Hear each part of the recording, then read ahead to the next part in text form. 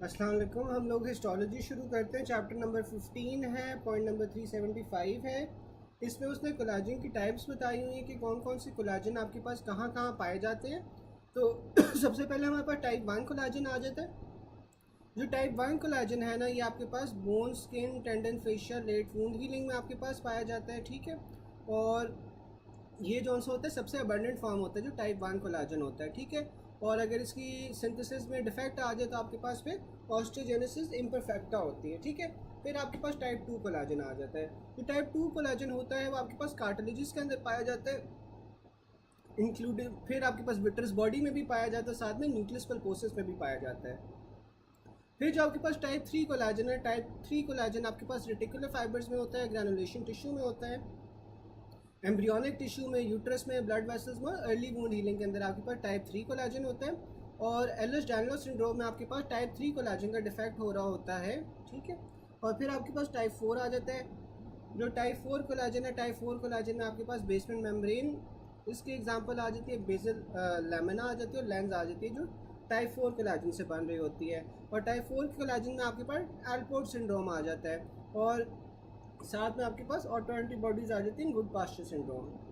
फिर आपके पास ये उसने रिमेंबर करने का तरीका बताया हुआ है कि जिस तरह आप नीचे जाते जाते हो उतना आपके पास जो कोलाजन है वो वीकर होता जाता है। जो टाइप 1 कोलाजन है वो स्ट्रॉन्गेस्ट होता है, इस वजह से बोन, स्किन, टेंडन, फेशियल के अंदर पाया जाता है। जो टाइप 2 कोलाजन होता है, टाइप 2 कोलाजन उससे फिर कम स्ट्रेंथ वाला होता है, वो आपके पास कार्टिलेजेस में पाया जाएगा, विट्रस ह्यूमर में और न्यूक्लियस पल्पोसिस के अंदर। जो टाइप 3 होगा, टाइप 3 आपके पास ग्रैनुलेशन टिश्यू में, एम्ब्रियोनिक टिश्यू में, यूट्रस में, ब्लड वेसल्स में होता है। जबकि जो आपके पास टाइप 4 कोलाजन है, टाइप 4 कोलाजन हाली आपके पास बेसमेंट मेम्ब्रेन के अंदर होता है। एक और उसने निमोनिक बताया हुआ है कि type 1 bone, type 2 cartilage, type 4 आपके पास फ्लोर में या बेसमेंट मेम्ब्रेन में होता है। एंजाइम्स इन टिश्यू रिमॉडलिंग में आपके पास मेटालोप्रोटीनेजेस आ जाते हैं। वर्टिकल स्टायरेशंस में आपके पास रेटिकुलर फाइबर्स की होती है, जबकि लमेलर स्टायरेशंस आपके पास कोलाजन फाइबर्स की होती हैं। लमेलर अपीयरेंस अंदर लाइट माइक्रोस्कोप में आपके पास कोलाजन फाइबर्स आ जाएगा। Which one of the following associated with collagen atrophy, तो आपके पास में स्टीरॉयड यूज़ आ जाते हैं। रिगार्डिंग कोलाजन, आपके पास फाइबर जोन से होते हैं वो विजिबल नहीं होते। टाइप 1 कोलाजन आपके पास स्किन में पाई जाती है। कोलाजन फाइबर्स आपके पास रेगुलरली अरेंज होते हैं रेटिकुलर लेयर में। Most abundant type of fibre आपके पास कौन सा होता है?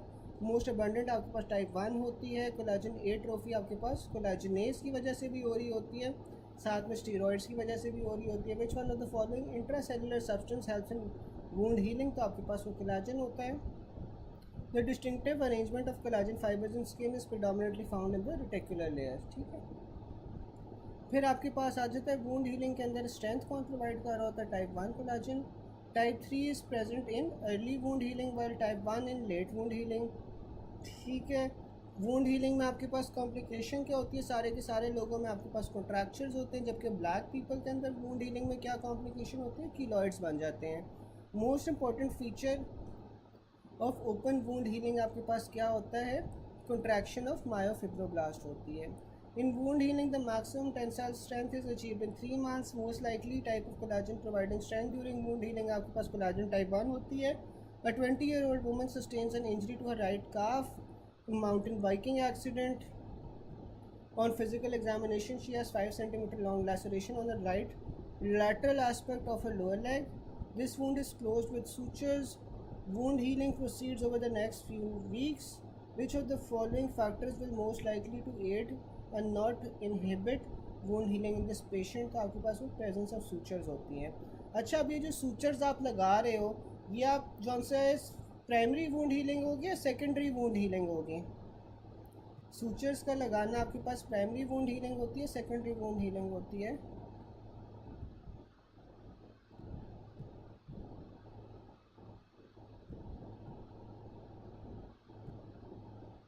बिल्कुल प्राइमरी वुंड हीलिंग होती है। ठीक, नहीं नहीं, प्राइमरी होती है ना। जो आपके पास प्राइमरी वुंड हीलिंग होती है उसमें आप क्या कर रहे होते हो? जो आपके पास ज़ख़म होता है उसकी आप अप्रॉक्सीमेशन कर रहे होते हो, जो वूंड होता है उसकी अप्रॉक्सीमेशन कर रहे होते हो। जैसे आप सूचर से आप अप्रॉक्सीमेट कर रहे हो ताकि आप जल्दी हील हो सके। जो सेकेंडरी वूंड हीलिंग होती है उसमें आप अप्रॉक्सीमेशन नहीं कर पाते, वो खुद ही ग्रैनुलेशन टिश्यू की फॉर्मेशन की वजह से वूंड हीलिंग होती है, वो सेकेंडरी होती है, तो ये प्राइमरी वूंड हीलिंग की एग्जांपल है। फिर आपके पास आ जाता है during wound healing and collagen synthesis the process which is promoted by ascorbic acid is hydroxylation of procollagen. Tissue remodelling के लिए आपके पास मेटालोप्रोटीनेसेस होती हैं। कोई मुझे बता सकते हैं कि टिश्यू रीमॉडलिंग में आपके पास क्या ऑर्डर होगा? पहले तो मेटालोपेरोक्सीडेज आ जाता है, फिर उसके बाद क्या आता है? The major function of granulation tissue in wound healing by secondary intention contract the wound. ठीक है, तो आप देखो जो आपके पास सेकेंडरी इंटेंशन वूंड हीलिंग होती है उसके अंदर आपके पास ग्रैनुलेशन टिश्यू बनता है, ग्रैनुलेशन टिश्यू फिर आपके पास वूंड को कॉन्ट्रैक्ट करता है।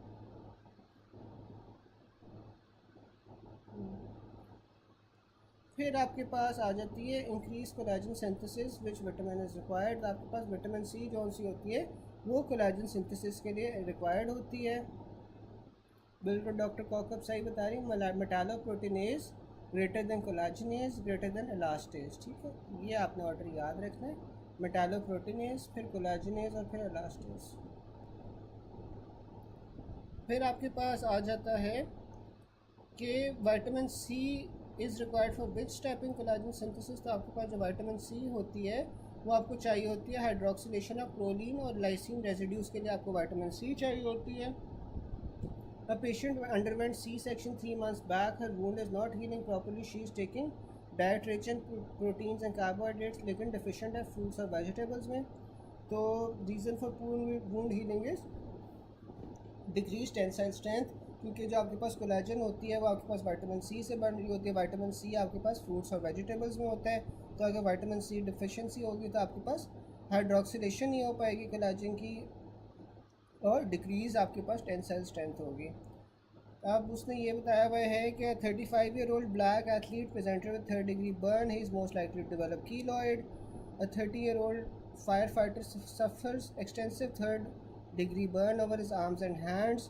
तो इसमें आपके पास जो कॉम्प्लिकेशन होगी वो कॉन्ट्रैक्चर्स होगी। लोकल फैक्टर जो कॉज करता है डिलेड वूंड हीलिंग, वो आपके पास इन्फेक्शन होती है। सिस्टेमिक फैक्टर जो आपके पास डिलेड वूंड हीलिंग करवाता है वो आपके पास डायबिटीज़ मेलाइटिस होती है। Single most important cause of delayed wound healing आपके पास इन्फेक्शन होगी। Difference between primary and secondary intention wound healing क्या होती है? वूंड कॉन्ट्रैक्शन होती है।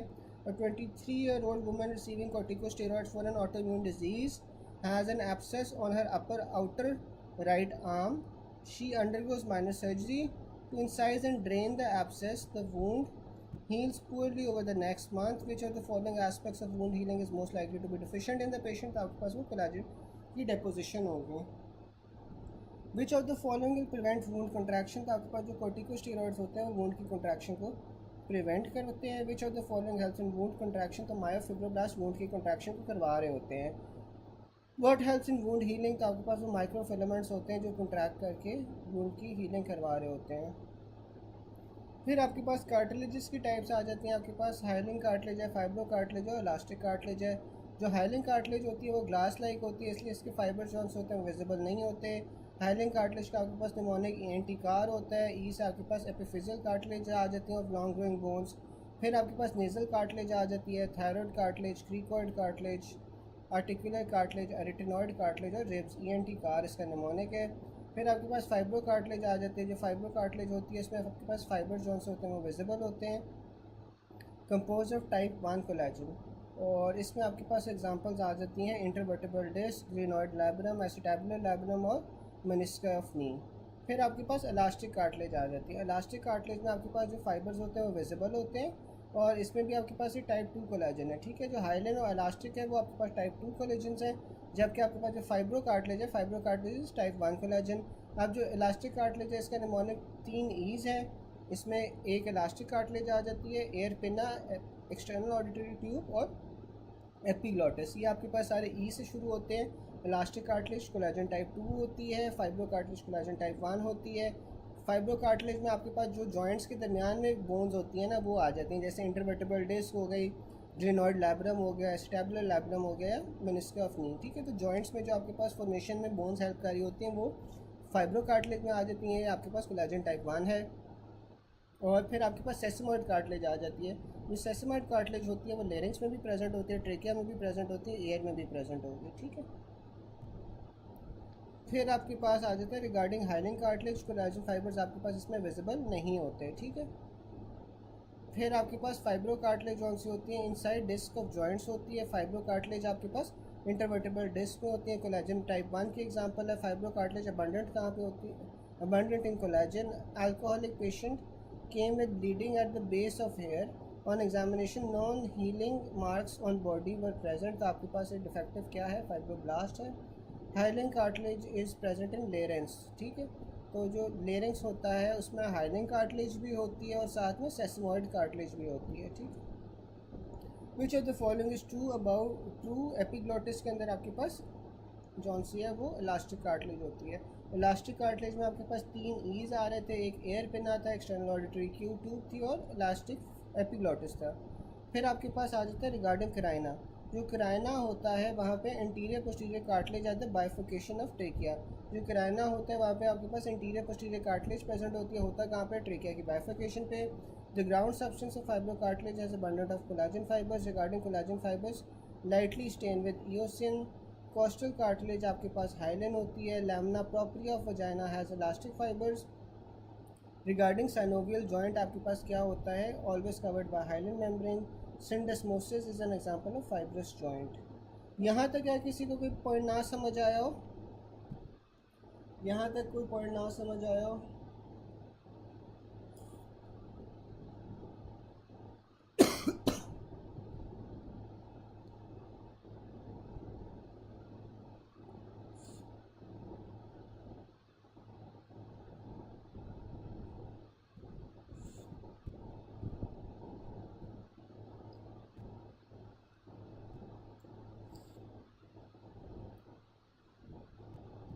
अच्छा, फिर ना हम एपिथीलियम्स देख लेते हैं। आपके पास 2 तरह की एपिथीलियम्स होती हैं। एक आपके पास सिंपल एपिथीलियम होती है, एक स्ट्रैटिफाइड एपिथीलियम होती है। जो सिंपल एपिथीलियम होती है उसमें आपके पास सिंगल लेयर ऑफ सेल्स होते हैं, जबकि जो स्ट्रैटिफाइड एपिथीलियम होती है उसमें 2 या उससे ज़्यादा लेयर्स ऑफ सेल्स होते हैं। अब जो सिंपल एपिथीलियम है उसकी आपके पास फिर सब टाइप्स आ जाती हैं। इसमें आपके पास सबसे पहले सिंपल स्क्वेमस आ जाती है। सिंपल स्क्वेमस में आपके पास फ्लैट सेल्स होते हैं और इसमें आपके पास एग्जाम्पल्स में हार्ट आ जाती है, ब्लड वेसल्स आ जाती है, एल्विलाई आ जाते हैं। तो ये आपके पास सारे सिंपल स्क्वेमस होती है जहाँ पे भी आपके पास एक्सचेंज होती है। फिर आपके पास सिंपल क्यूबॉइडल आ जाते हैं। जो क्यूबॉइडल है वो आपके पास ट्यूब लाइक सेल्स होते हैं और ये डीसीटी ऑफ नेफ्रॉन पे होते हैं, ओवरी में होते हैं, उसके अलावा थायराइड फॉलिकल्स में होते हैं, टेस्टिस में होते हैं। तो ये सारे आपके पास सिंपल क्यूबॉइडल आ जाते हैं। फिर सिंपल कोलमनर आ जाती है। जो कोलमनर वाले हैं वो कॉलम लाइक सेल्स होते हैं। अब इसमें आपके पास सिलिएटेड और नॉन सिलिएटेड एग्जाम्पल्स आ जाती हैं। अब जिनमें आपके पास सिलिया नहीं होता और वो क्यूबॉइडल हैं तो वो आपके पास स्टमक से शुरू होता है, गॉल ब्लैडर और इंटेस्टाइन, ठीक है। तो आपके पास जो जीआईटी होता है इसोफेगस के बाद स्टमक, गॉल ब्लैडर, इंटेस्टाइन, वो आपके पास नॉन सिलिएटेड कोलमनर होता है, सिंपल कोलमनर। और फिर जो आपके पास सिलिएटेड कोलमनर होती है, सिलिएटेड सिंपल कोलमनर में आपके पास यूट्राइन ट्यूब्स आ जाते हैं, यूट्रस आ जाते हैं। फिर आपके पास सूडो स्ट्रैटिफाइड आ जाती है। जो सूडो स्ट्रैटिफाइड होती है उसमें सिंगल लेयर ऑफ सेल्स ही होती हैं, लेकिन वो फॉल्स इंप्रेशन दे रही होती है स्ट्रैटिफिकेशन। तो सूडो स्ट्रैटिफाइड में आपके पास ये जो रेस्पिरेटरी ट्रैक्ट है ना, जैसे नेजल कैविटी आ गई, फिर नेजोफेरिंग्स आ गया और conducting part of respiratory tract आ गया, ये सारा का सारा आपके पास सूडो स्ट्रैटिफाइड एपिथीलियम से होता है। फिर आपके पास स्ट्रैटिफाइड एपिथीलियम आ जाती है। और जो स्ट्रैटिफाइड एपिथीलियम है इसमें क्या था, 2 या उससे ज़्यादा लेयर्स थी। तो इसमें आपके पास स्ट्रैटिफाइड स्क्वेमस आ जाती है। स्ट्रैटिफाइड स्क्वेमस में भी आपके पास फिर 2 सब टाइप्स आ जाती हैं जो कि केराटिनाइज्ड होती है और नॉन केराटिनाइज्ड होती है। अब जो आपके पास केराटिनाइज्ड होगी उसके अंदर केराटिन होता है और वो वाली जगह होती है जहाँ पे वो दोबारा रीजनरेशन हो रही होती है। तो यहाँ ये आपके पास स्किन आ जाती है और पार्ट्स ऑफ ओरल मिकोजा आ जाती है। ये वाले आपके पास पार्ट्स होते हैं जहाँ पे सबसे ज़्यादा फ्रिक्शन या रेजिस्टेंस पाई जाती है। फिर आपके पास नॉन केराटिनाइज्ड आ जाती है। अब जो नॉन केराटिनाइज्ड स्ट्रैटिफाइड एपिथेलियम है वो आपके पास जौन से oesophagus, oropharynx, lower part of anal canal और वजाइना में होती है, ठीक है। तो ईसोफेगस के अंदर आपके पास और ओरोफेरिंग्स के अंदर आपके पास स्ट्रैटिफाइड स्क्वेमस नॉन केराटिनाइज्ड है। और फिर स्टमक में और स्मॉल इंटेस्टाइन में आपके पास सिंपल कोलमनर एपिथेलियम आ जाती है। फिर आपके पास स्ट्रैटिफाइड क्यूबॉइडल आ जाती है। जो स्ट्रैटिफाइड क्यूबॉइडल है वो स्वेट ग्लैंड्स में होती है। इसके अलावा मेमोरी ग्लैंड्स में भी आपके पास स्ट्रैटिफाइड क्यूबॉइडल ही होती है, क्योंकि आपके पास जो मेमोरी ग्लैंड्स हैं वो आपके पास मॉडिफाइड स्वेट ग्लैंड्स होते हैं। फिर आपके पास स्ट्रैटिफाइड कोलमनर आ जाती है। जो कोलमनर होती है स्ट्रैटिफाइड वो आपके पास लाइवरी ग्लैंड्स में प्रेजेंट होती है और साथ में मेल यूरेथ्रा के डक्ट्स में प्रेजेंट होती है। जो ट्रांजिशनल एपिथीलियम है वो आपके पास रीनल, पेल्विस, यूरेथ्रा, ब्लैडर और यूरेटर में प्रेजेंट होते हैं, ठीक है। तो जितना भी आपके पास रीनल सिस्टम है, रीनल सिस्टम के अंदर आपके पास ट्रांजिशनल एपिथीलियम प्रेजेंट हो गए। फिर आपके पास स्क्वेमस आ जाती है। Following has lymphoid tissue with surrounding stratified squamous epithelium, तो आपके पास वो पैलेटाइन टॉन्सिल आता है। अब ये आपके पास कहाँ पे है, पैलेटाइन टॉन्सिल है ना, तो पैलेटाइन टॉन्सिल आपके पास माउथ वाली जगह पे होगा, और ओरोफेरिंक्स में आपको पता है कि आपके पास स्ट्रैटिफाइड स्क्वेमस एपिथीलियम होती है, ठीक है। Epithelium found upon surface friction, तो फ्रिक्शन वाली जगहों पे आपके पास स्ट्रैटिफाइड स्क्वेमस केराटिनाइज्ड आ जाती है। Skin is most prone to abrasion, तो इसमें आपके पास स्ट्रैटिफाइड स्क्वेमस एपिथीलियम आ जाएगी। अब जो हाइमन होता है, हाइमन भी आपके पास कवर्ड होता है स्ट्रैटिफाइड स्क्वेमस एपिथीलियम से। Stratified squamous epithelium is on vulva, vulva is lined by which epithelium, तो स्ट्रैटिफाइड स्क्वेमस एपिथीलियम होती है। लाइनिंग एपिथीलियम ऑफ वजाइना आपके पास क्या होती है, non keratinised stratified squamous epithelium. Stratified squamous epithelium में प्रेजेंट इन ईसोफेगस, और ईसोफेगस में आपके पास नॉन केराटिनाइज्ड वाली होती है। Stratified squamous epithelium is present in subglottis. Superficial layer of corneal epithelium is made about stratified squamous non keratinised.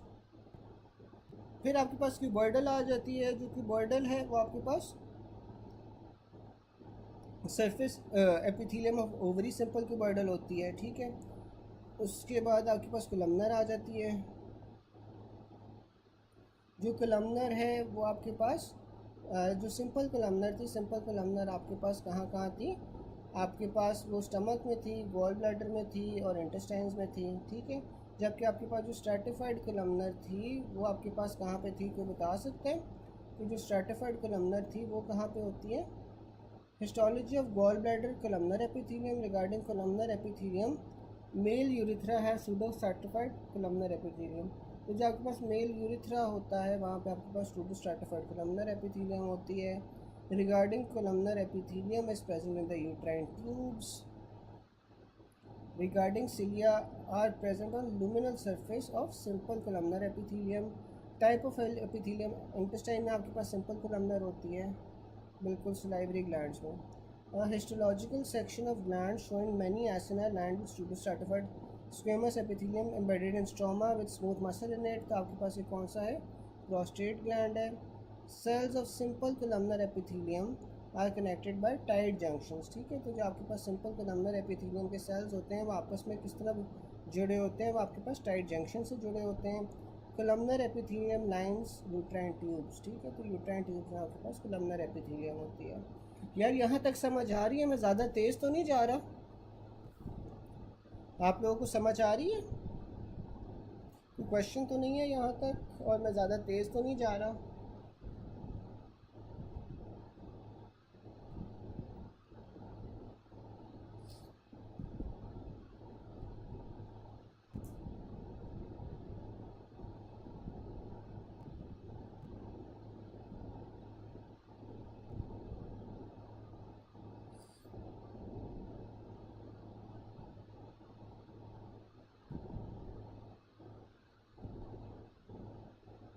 चलो, फिर आपके पास जो है ना ट्रांजिशनल एपिथीलियम आ जाती है। अब जो ट्रांजिशनल एपिथीलियम है उसमें क्या होता है, जो tubular structure having transitional epithelium and connective tissue with 3 layers of muscle and adventitia, ठीक है। तो ये आपके पास यूरेटर होता है, ठीक है। अब जो यूरेटर है वो आपके पास, आपको पता है कि ट्यूब लाइक स्ट्रक्चर होता है, तो ट्यूबुलर स्ट्रक्चर है। इसकी एपिथीलियम जौन सी होती है वो ट्रांजिशनल एपिथीलियम होती है, ठीक है। फिर आपके पास इसमें कनेक्टिव टिश्यू होता है with 3 layers of muscles and adventitia, ठीक है। फिर आपके पास आगे आ रहा है, a medical student is examining a slide under the microscope but he is unable to differentiate the gallbladder different from colon. The point which will help in differentiating gallbladder from colon क्या होता है कि जो gall bladder होता है उसमें सबम्यूकोजा नहीं होती। A student was given a slide for microscopic examination. He concluded it to be mesothelium, तो mesothelium आपके पास लंग्स के अंदर प्रेजेंट होती है। सूडो स्ट्रैटिफाइड एपिथीलियम प्रॉपर्टीज़ क्या होती हैं कि सारे सेल्स जो उनसे होते हैं वो बेस होते हैं at the basement membrane.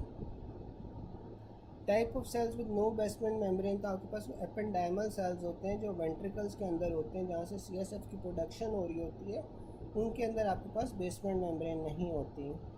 A 26-year male executive presents to doctor with complaints of heartburn, non-responsive to usual medicines, undergoes endoscopy with biopsy of distal esophagus is taken. What type of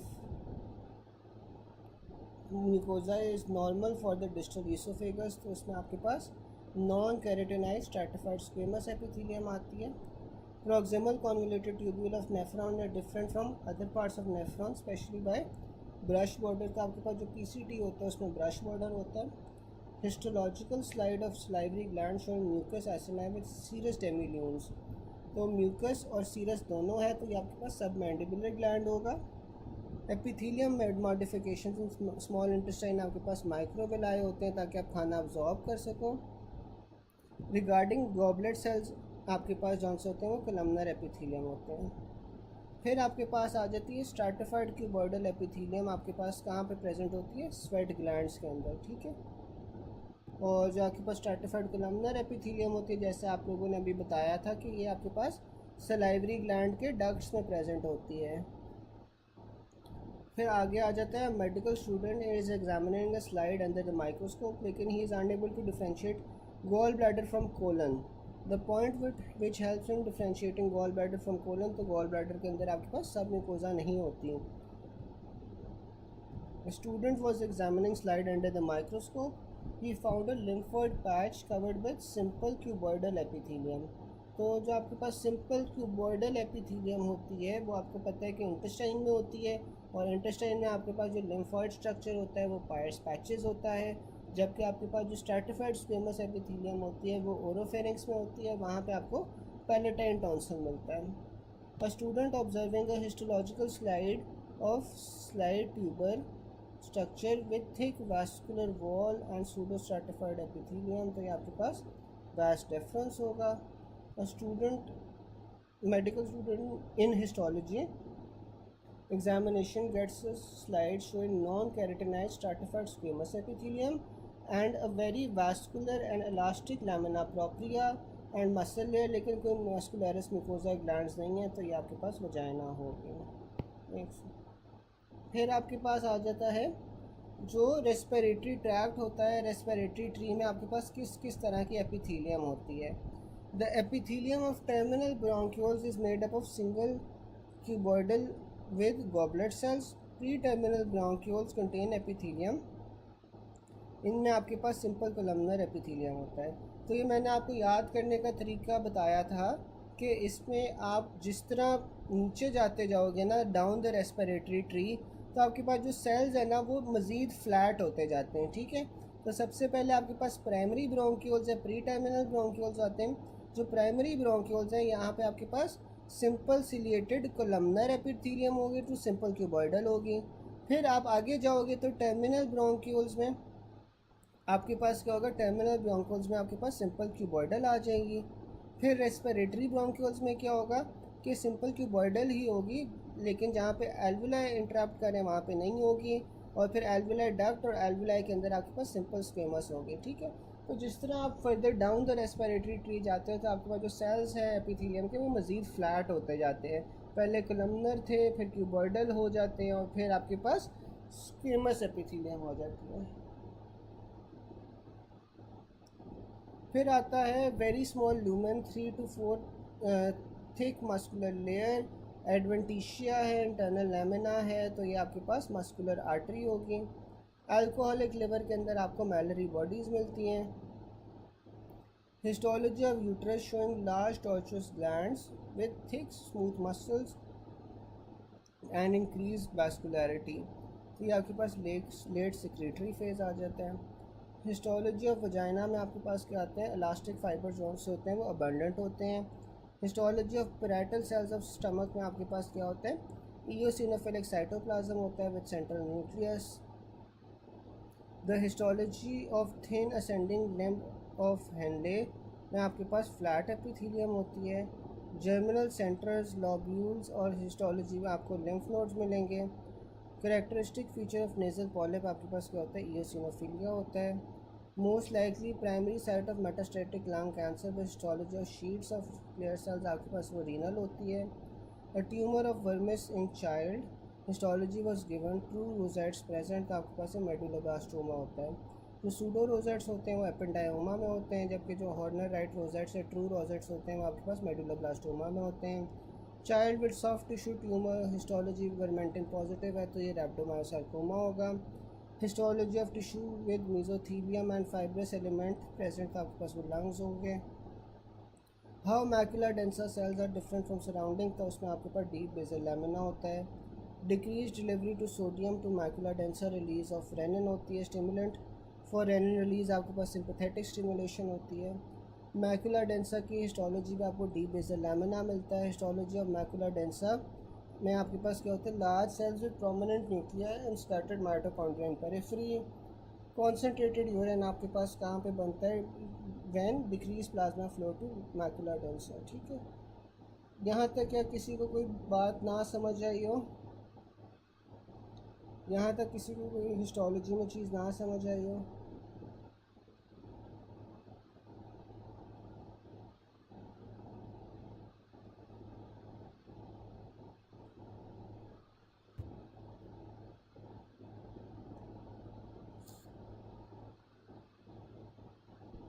बाकी किसी को कोई चीज़ ना समझ आई हो?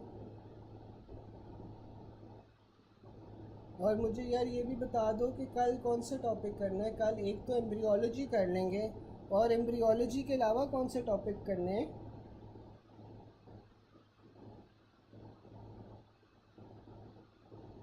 Embryology के अलावा कौन से टॉपिक करने हैं?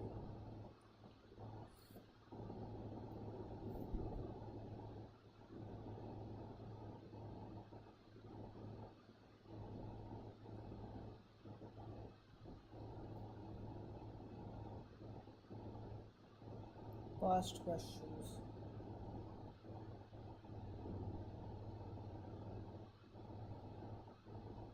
चले ये चीज़ ना हम ग्रुप पे डिस्कस कर लेते हैं, ग्रुप पे डिस्कस करके ना फिर हम कल के टॉपिक्स देख लेते हैं। ठीक है, चले देख लेते हैं कल का फिर। चले ओके गाइस, अल्लाह हाफिज़।